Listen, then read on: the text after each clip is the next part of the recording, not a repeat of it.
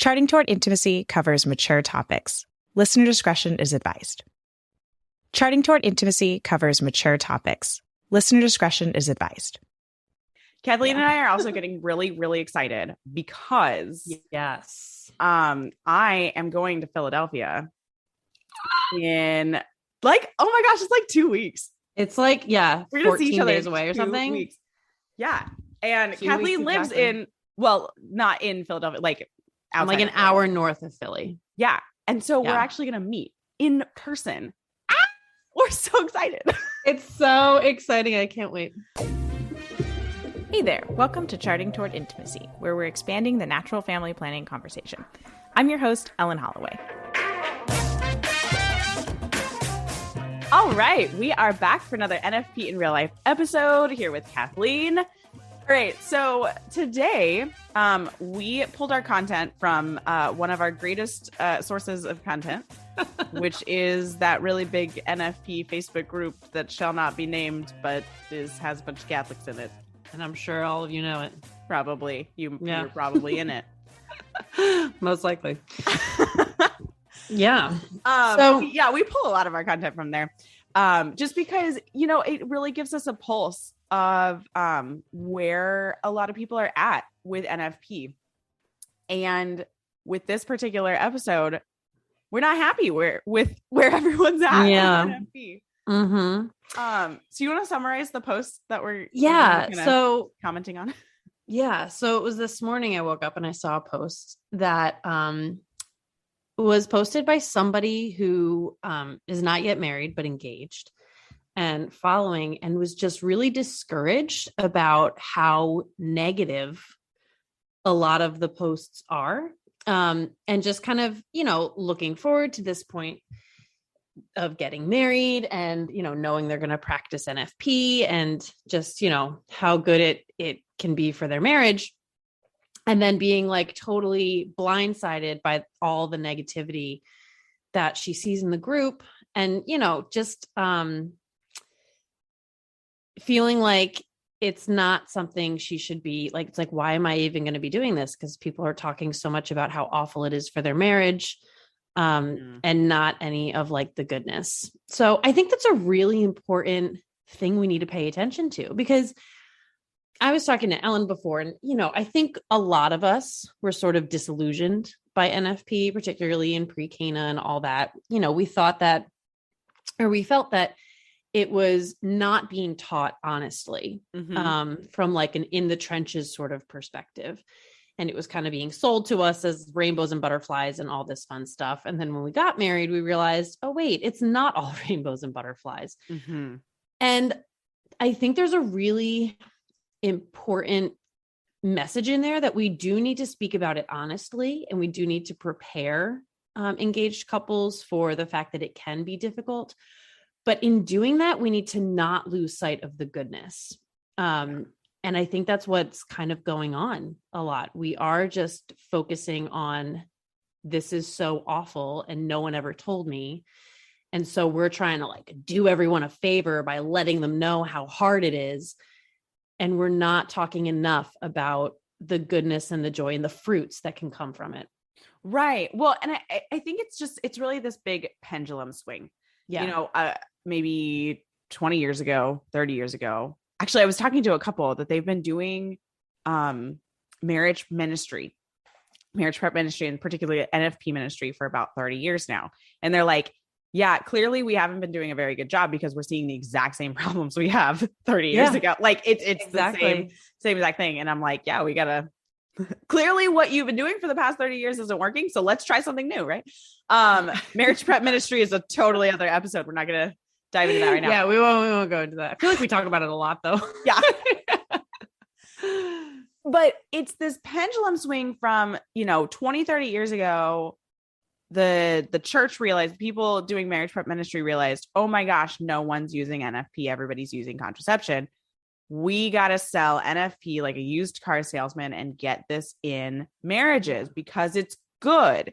And yes, it is good. It is a tool that as married couples, we can use to help us to plan our families.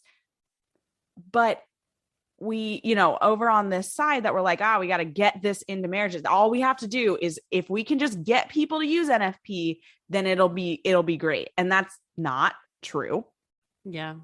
And that's where requirements for taking NFP courses came from. Cause it was like, if we just get them in the information, then they'll be on board. Yeah. And that's where these rainbows and sunshines, conversations in marriage prep ministry came from, of like, oh yeah, there's the honeymoon effect and you'll only abstain for like a week. And it's really not that hard, all that. And that's where all that came from. And that's not, that didn't help couples because it painted the wrong picture. Yeah. And a lot of, so now we're 20, 30 years from that. And that's still what's going on in a lot of marriage prep programs. And so now we're in our marriages for 5, 10, 15, 20 years, right? And we're seeing this is not easy. This is not rainbows and sunshine. And I was totally sold a crappy, junker car, right? And people are pissed. They feel that they were sold a pack of lies. Yeah. Because NFP isn't easy. Mm-hmm. And so then the pendulum swings the other way. And it's like, oh my gosh, I don't want anybody else to feel the way that I felt. And all of this, I think, is coming from a really good place. But now it's like, guys, NFP is this junker car. You guys have to see this horrible junker car. It's really, really hard. It's ruined my marriage. It doesn't work. This is a great analogy. It is a really good analogy. Actually, as you're going, I'm into it. Yeah. Yeah. This is working really well, right? The car doesn't work. NFP doesn't work. You have to see this junker car in all its glory or lack thereof. Right. Yeah. And that is that's a pendulum swing. Okay. I'm going with this analogy right now. NFP is like an old Porsche. Have you ever had a neighbor who's owned like an old Porsche? They are always working on it. Yeah. They always have the hood open and they're working on it.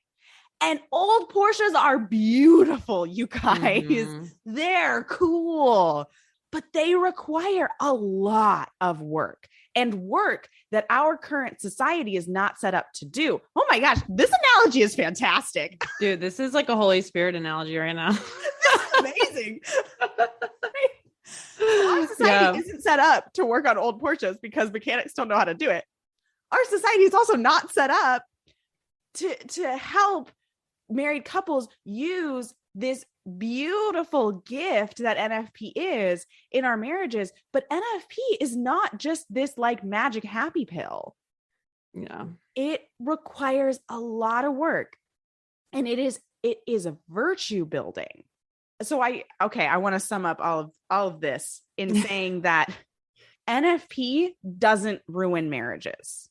NFP is not the reason people get resentful in their marriages. NFP is not the reason that people get divorced. NFP is the catalyst for issues that are already underlying in the relationship. Yeah. And those issues exist because it's two fallen humans getting married to each other. Yeah. We have sin in our lives. It's not going to be easy to be married to another sinner. That's why, I'm pretty jealous of religious sisters. I'm gonna be honest, because they're married to the perfect man. That is true. I just read Story of a Soul for the first time, and I was like, man, maybe I messed up. I discerned wrongly. I love my children. I love my husband, and I know I was called to a married vocation, but.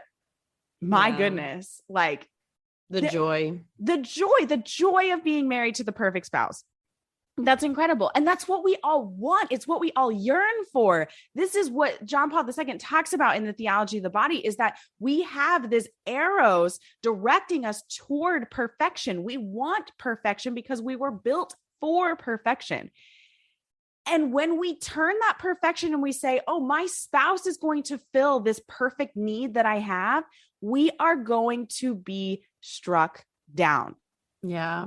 Because our spouse is not perfect. They will never fulfill the needs that we have for perfection. We have needs for perfection. You can rightly say that to your spouse. You can say, I need perfection. I demand perfection. My human essence, the fact that I am human, demands perfection. But what you can't say to your spouse is, I demand that from you. I need that from you. Right. Because your spouse isn't going to give you that perfection. You need to turn upward to Jesus and say, I need that perfection from you, because the people around me are not going to provide that. My husband, my wife is not going to provide that to me. Yeah. And men. So if there's any men listening, I know I have a few of you guys. I love you guys. So for women, you're turning to Jesus and you're saying, I need your perfect love. I need your perfection. Men, you're turning to Mary. That's your perfect woman, right? Mm-hmm. So we each have a perfect, person to look to fulfill that perfect need that we have for the complementarity of the sexes, right? That perfect need isn't going to come from our spouse. Yeah, no, but I think that it's really important that we do need to realize that there's an importance to being honest about NFP when we're talking, but we, as people who have been practicing, like you said, 5, 10, 15, 20 years at this point, right? Like depending on where you fall there, like we're in a place where we can sort of evangelize the culture on this topic, and on this. And so it's really, really, our approach is so important. Mm-hmm. And so the honesty is going to be, huge, but we need to learn how to be honest without being negative. Yeah. Right. So being able to kind of, like you said, like not have it be a pendulum swing, but to find the happy medium and to be able to focus. I mean, whenever I do a pre-Cana talk on NFP, I do talk about how hard it's been in our marriage. I talk about, the resentment that sort of cropped up from our practice of NFP, but I never end it there. I always then talk about the virtue that has visibly been built as a result of that struggle. And I always have a section at the very end that I say, okay, with all of this crap, why do we even practice NFP? Yeah. Why should you do it anyway? Why? Just why? It sounds awful, right? But there is so much good. And the virtue is huge. Building virtue is never really an enjoyable process. No. Right? Like it's always going to take suffering. It's like whenever I'm like, Lord, I need to be more humble. It's like, I get sat down.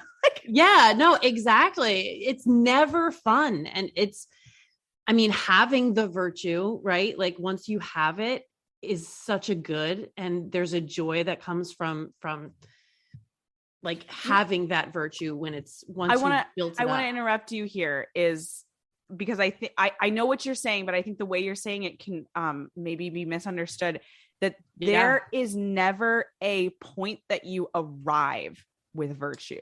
Correct. Yes. You are always building virtue. And so like, you're never going to be like, oh, okay, we've practiced, we've done NFP for 10 years now. We're like, we got it down pat. We're just loaded with virtue. We're just loaded with virtue. Like check. Right. That's definitely not how this works. This is a continually, virtue building exercise, right? Yeah. And like to go back to your analogy, the old Portia is always being worked on. It's always going to need work. It's always going to be work, and it's always going to take maintenance. Yeah. But let's talk about this analogy now. So I'm imagining this like 50-year-old man who has the old Porsche, right? Yeah. I'm sorry if I'm stereotyping old Porsche owners, but 50, 60, you know, somewhere in there, right? I am sure that the work is hard. And sometimes the work is very difficult. But that man who owns this Porsche and does that work, he does that work with joy. Yeah. Not that he loves every moment of the work, but he is going to do it with joy because he enjoys having the car working at its prime. And now, like, so the car being like your marriage at this point, right? You enjoy your marriage working at its prime. And so therefore, blah, my words are getting jumbled. Therefore, we can joyfully work on our marriage, right? So, and now let's bring it back to NFP, right? We want NFP to be the beautiful tool that it is. Therefore, we can joyfully work on the difficulties that NFP kind of shines a light on in our marriages. Yeah. Going back to like NFP is not the problem. It is the catalyst. It's the flashlight. It's the magnifying glass. I've heard lots and lots of different analogies for that, but it's going to shine a light on what's going on, what's really going on. And so, you know, if oh gosh, I don't know if I want to jump into like a specific example, but I'll just throw one out there that I think is really, really common. If you're avoiding pregnancy and the woman has like a reactive libido and that libido drops down in phase 3, which is like often kind of like for many couples, that's like the only time that's available. Right. Some couples are avoiding to such an extent that none of phase 1 is available or only very short amounts of time or whatever. Yeah. And so the libido is low, there's frustration from abstaining, but the not having sex, not the problem. Yeah. It's the communication and it's the intimacy, not the sex intimacy. It's the intimacy of spouses. Yeah. Intimacy into me see. That's like one of those into me see. Yeah. Little thing, right? That doesn't like it's seeing deeper into the other person. Intimacy, I've realized lately, and I've been trying to change this about the way that I speak about sex. And I'm like, just use the word, right? And if it's a sensitive area, I use intercourse or the conjugal act, right? Right. I no longer use the term marital intimacy because that is not sex. Marital intimacy is not sex. Marital intimacy includes sex. Yeah. But it also includes good, deep communication. It includes understanding one another. It includes loving each other and choosing to love each other, even when it's difficult. It involves really getting to know the other person. What kinds of things do they like? What acts can I do that show them love? What gifts can I give? Back to the 5 love languages, love that book, read it, everyone. Right. We talk about that a lot too on here. Yeah, we do. But it's, I'm not really sure where I was going.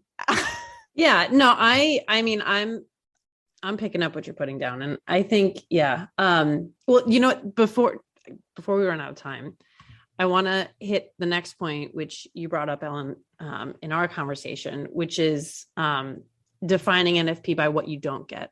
Right. Oh, yeah. So, go ahead. I'm going to let you take it because this was your thing. So a lot of times when we're talking about NFP and we're like, oh, I gotta be honest, we're like, we got to talk about abstinence. We got to talk. Yeah. And when we do that, when we like start with abstinence or we put this huge like emphasis on abstinence, we're defining NFP by what you don't get. which is like, there's a couple of weeks where you don't get to have sex. Yeah. Right. And, so when we're doing that, we're removing like, or I don't know, it's making it really hard to see the actual good side of sex. And I likened this earlier in our conversation to, I don't like the term celibate vocation, because we're defining the vocation by what they don't get. Celibate vocation does not get marriage here on earth. They take leaps and bounds ahead of marriage here on earth between two humans, and they jump into the marriage of the Lamb, which is objectively far, far superior to marriage between two humans. Objectively speaking, the marriage of the Lamb is amazing. I don't know. Like, that's the goal for all of us, really. Like, at the end, exactly, is it's human marriage, right? Is a sign and a symbol of the marriage to come. And they're kind of just like, they're getting there. Yeah. Like, they're taking steps taking there already. Yeah. Right. And like, exactly. Like I said earlier, I'm jealous of celibate people. But it is, I mean, it is, it's like, I forget, I mean, what saints, I'm sure there are more saints than one that wrote about the vocations and marriage being the lesser vocation. And that was an important note to say here. Cause I think when I was like hearing about this before I understood this concept I'm about to share, is I was just like, but no, it's not. Like, yeah, I need to be married. Right.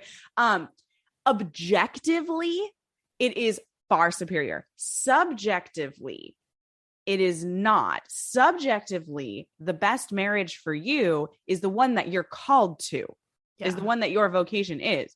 Kathleen and I both discerned that our vocation is for married life here on earth, married to another human.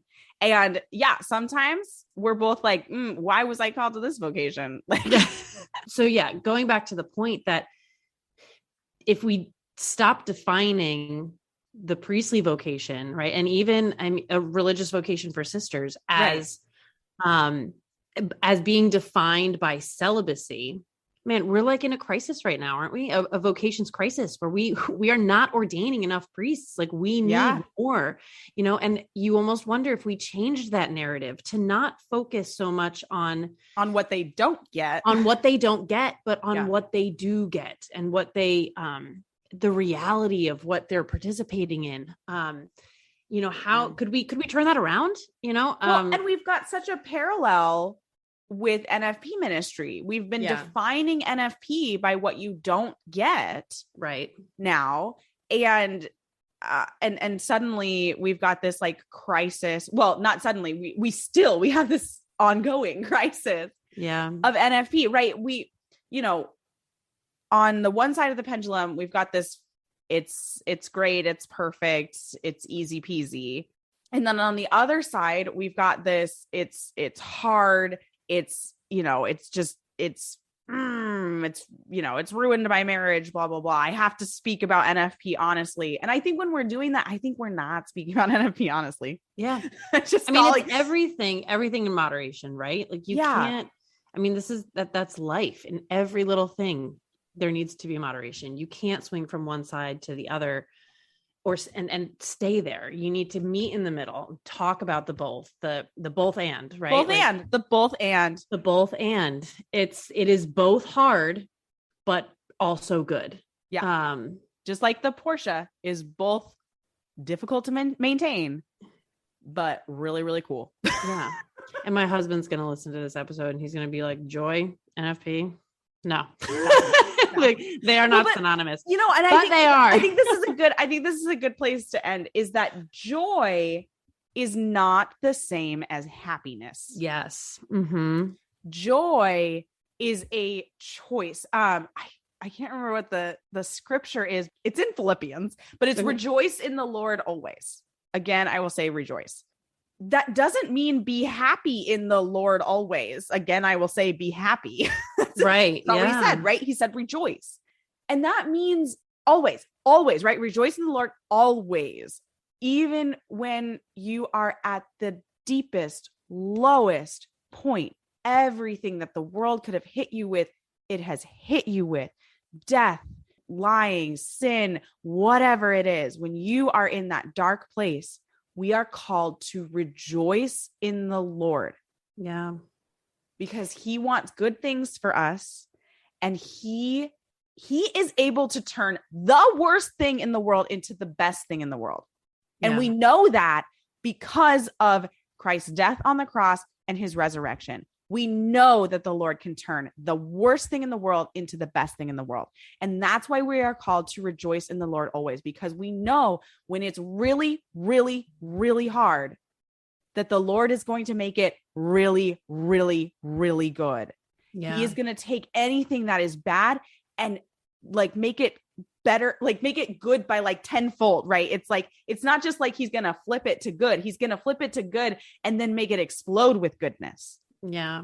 Amen. And so joy in NFP is rejoicing in the virtue building, is rejoicing in the suffering that the Lord is allowing us to do, because that suffering opens up our hearts. It allows us to open our cup bigger and bigger and bigger so that the Lord can pour more of his grace into our cup. We want our cup to be big. We want our heart to be stretched. We want suffering. We should want suffering so that we can grow in virtue and we can receive more of God's grace. Okay. That's the point I wanted to make. Yeah. No, it is really good. And as you're talking, it's like NFP is like purgatory. You know what I mean? Like it's like a refining fire.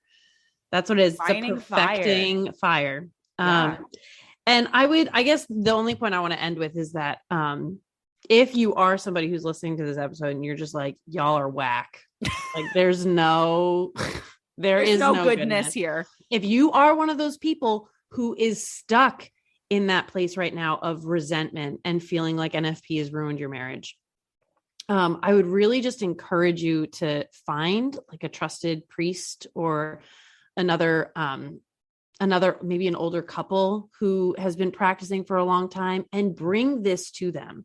This is, this isn't something, and I think this is another problem with, kind of where we found ourselves in NFP cultures, that couples seem to think like it's something they need to figure out between the two of them on their own. Mm-hmm. And when you don't know what to do, either one of you, it can feel like a really impossible place. You don't know how to move forward. You don't know how to get out of the rut.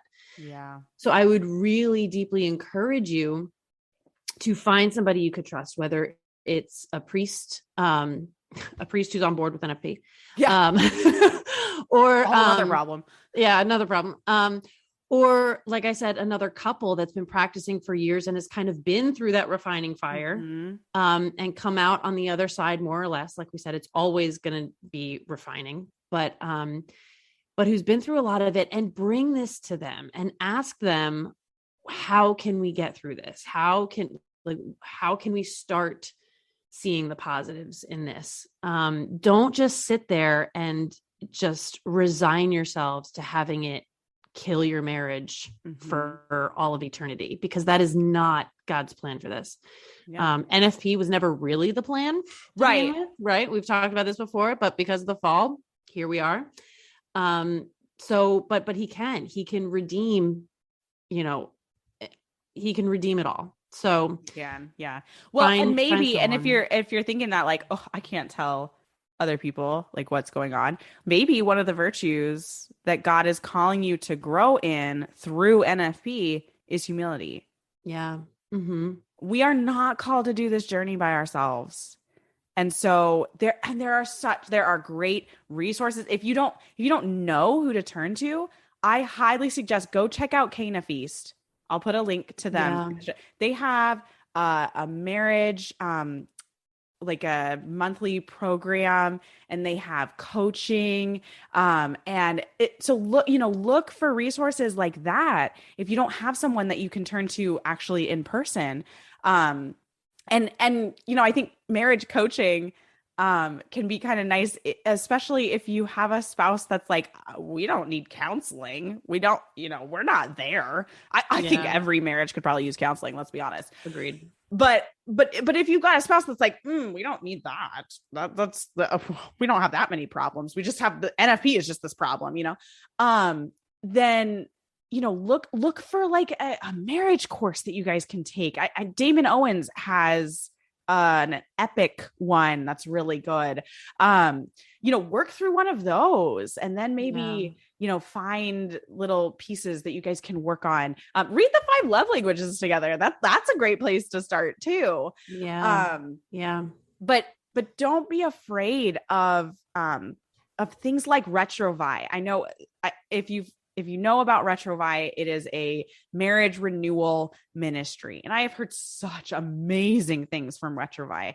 And I remember when I first heard about Retrouvaille, I was like, oh, only the people who are like on the verge of divorce. Yeah, that's the stigma I got from it too. And then I learned that a couple that I admire their marriage, I really look up to them. They gave this talk at our church saying, hey, we went to Retrouvaille and it was really, really good for us. And I was like, oh my gosh, like this marriage that I admire and I want to strive for, like they did this marriage renewal ministry that only people who are going to get divorced go to. Like, wow, that's incredible. So please don't just write off these things because you think that, oh, you're not on the edge of divorce, or you don't really need that, or only people in XYZ camp need those kinds of things. We all need these kinds of things. We all need to continually be working on our marriages, because what happens when we stop working on the car? Then it just sits in the front yard and it gets gross, and like weeds grow around it. And then, and I think we all have one of those in our neighborhood, right? That like somebody had a car that they stopped driving and stopped working on, and it's all junky and there's weeds and the tires are falling apart, right? Don't let that happen to your marriage. Keep working on the car. Amen. All right. Perfect. Thanks so much for listening, everybody. If you're not following us on Instagram, check us out at Charting Toward Intimacy. If you want to reach out, you can email or reach out on Instagram. And I also do coaching. This is a great topic to come bring to coaching. And I can, if it's beyond my scope, I've got so many resources that I want to share with you. So please, come see me in coaching. If you're not so sure about something like this, or if you're sitting there going, my husband would never, come see me in coaching, please. Let's chat about that, because as soon as we put ultimatums on things, then we can't see past that ultimatum that we've put on it, and the Lord can. So I want to help you see past that. Yeah. All right. Until next time, everybody. See you guys.